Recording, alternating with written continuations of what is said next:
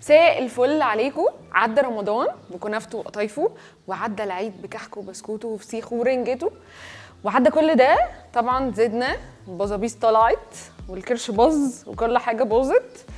طيب في الفيديو ده انا هقول لكم ازاي نخس ونحرق الدهون حرق، سواء كان بتاعه رمضان او كمان اللي قبل رمضان.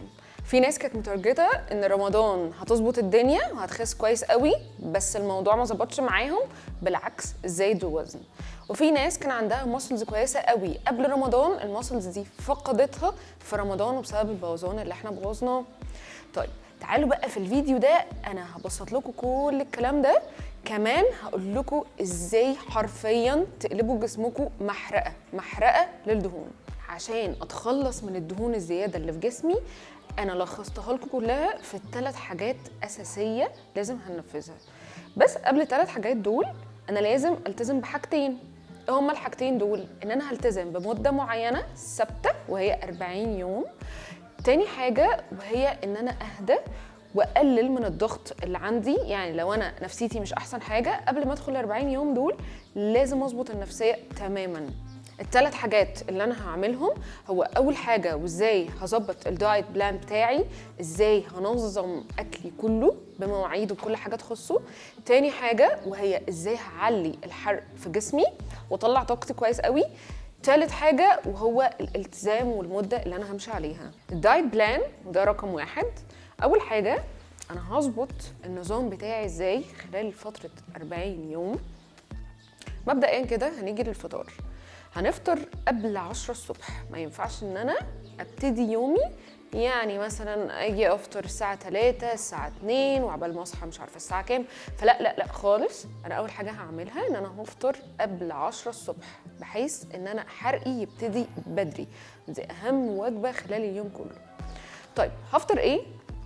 هفطر اي حاجه انا بحبها، سواء كان فول، بيض، عايزه اعمله مسلوق، عايزه اعمله اومليت، عايز اخد جبنه، عايزه اخد جبنه تشيدر، عايزه اخد ايا كان الفطار اللي انا بحبه. بطاطس بقى على فكره، ممكن كمان بتنجان بس يكون مشوي، يعني نراعي شويه بلاش بقى زيوت كتير الصبح.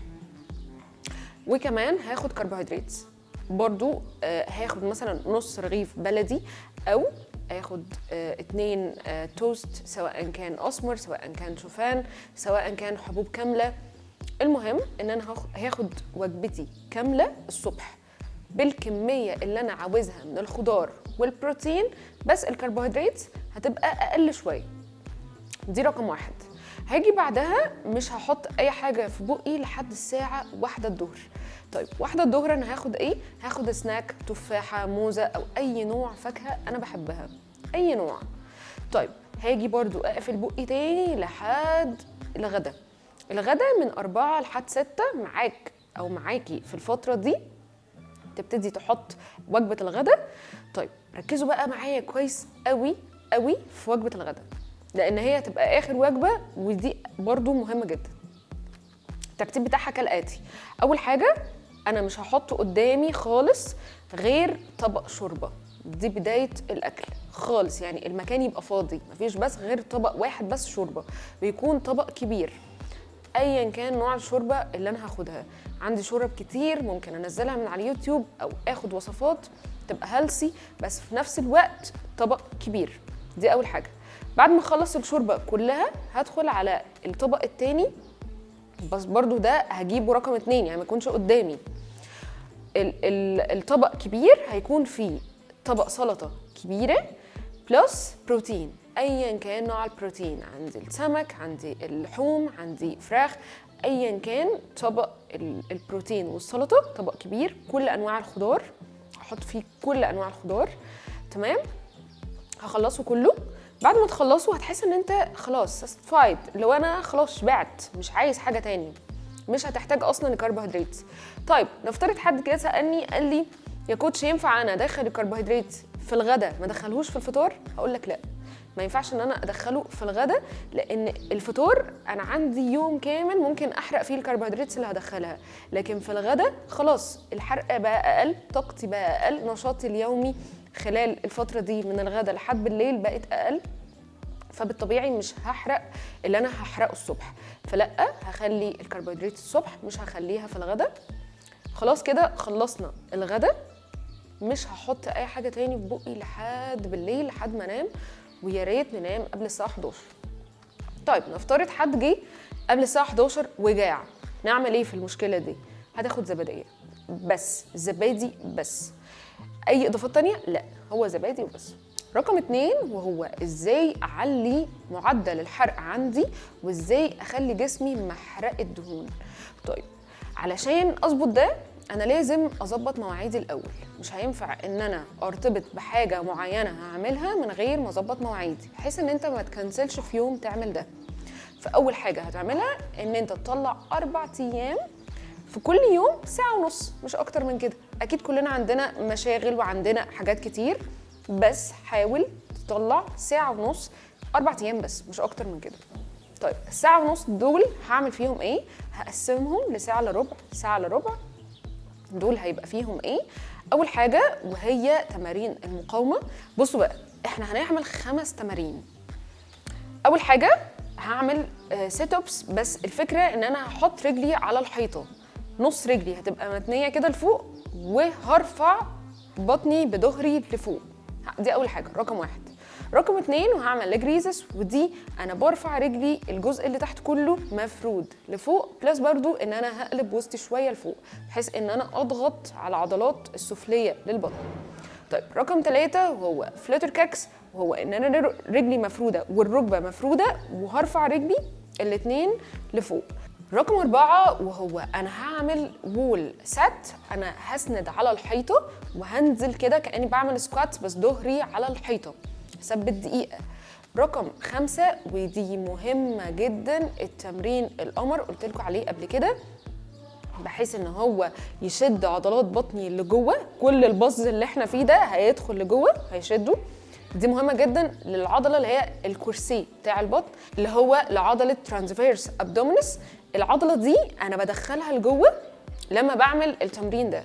التمرين ده اللي هو فاكيوم اكسرسايز، فاكيوم ستومك اكسرسايز. انا بدخل بطني لجوه. ممكن اسند على الحيطه لو انا مش قادر وانا واقف، انا ممكن اسند على الحيطه واوطي كده لتحت واشفط بطني كويس قوي لجوه. مره على مره بطني هتشد جدا. المفروض ان انا هعمل ال5 تمارين دول، هعمل كل تمرينه فيهم 12 مره 5 مجاميع، هعيدهم 5 مرات. طيب على قد ما اقدر انا ما اخدش بريك ما بين التمرين والتمرين، على قد ما اقدر بخلص السيتس كلها بتاعت كل تمرينه فيهم، وبعد كده بريك 30 ثانيه وارجع اعيد تاني المجاميع. الساعه الا ربع التانيه بقى انا هجري فيها وهتحرك. طيب لو مثلا حد عايز يجري على التريد ميل، عايز يجري بره على البحر مثلا، قشطه مفيش مشكله. بس لو مفيش ده انا ممكن اجري عادي في البيت حوالين الترابيزه عادي جدا. يعني مش لازم ان انا انزل تحت، لا خالص، اجري حوالين الترابيزه، اجري في الشقه، مفيش اي مشكله. بس حاولوا الجري ده يبقى سرعات. يعني انا في الاول هبتدي مد سريع، بعد كده اسرع الخطوه اكتر، بعد كده اجري، مش مره واحده جري. خلاص عشان نعرف نكمل الساعه الا ربع كامله. تالت حاجه وهي الالتزام والمده اللي انا هعمل فيها. طيب احنا اتفقنا في الاول ان المده دي هتبقى 40 يوم.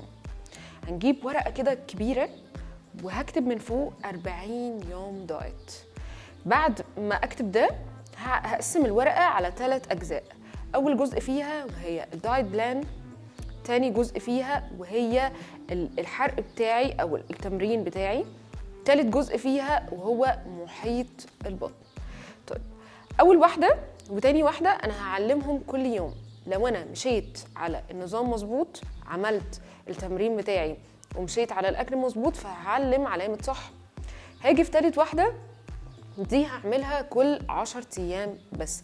يعني انا كل 10 ايام هقيس محيط البطن من عند السره تحته كده بشويه بسنتي مثلا، وكل 10 ايام هقيس هشوف محيط البطن وصل لايه. دي ال3 حاجات اللي انا هعملها. خلي بالكوا ان الموضوع ده هيفرق بجد جدا، ان انت تشوف حاجه موجوده قدامك في مكان انت رايح جاي عليه، بتتابع نفسك. فحاول ان انت على قد ما تقدر تتابع نفسك وانت رايح وانت جاي يوميا علشان تلتزم ال40 يوم كامله.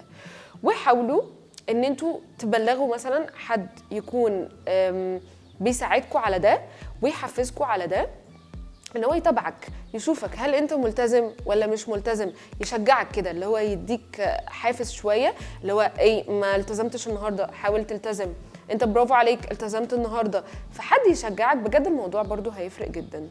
عاوزه بس اقول لكم حاجه مهمه، مده ال40 يوم دول هما مش بس هيفرق في شكل جسمك او في نفسيتك، الموضوع هيفرق تماما في اللايف ستايل بتاعك.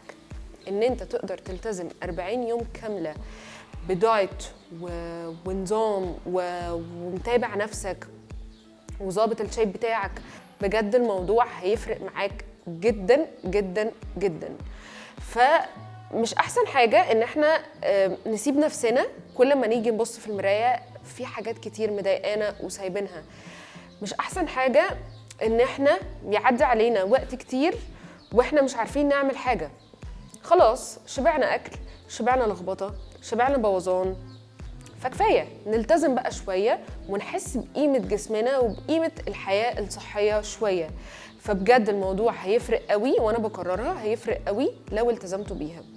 ربنا يوفقكم ان شاء الله وتكملوا ال40 يوم، وهستنى منكم تقولوا لي في الكومنتس تحت الاخبار، ويا ريت كمان تبلغوني بمحيط البطن كل 10 ايام، يعني بحيث ان انا اللي اتابعكم، ده هيفرق جدا معاكم، وان شاء الله توصلوا للي انتوا عايزينه واحسن.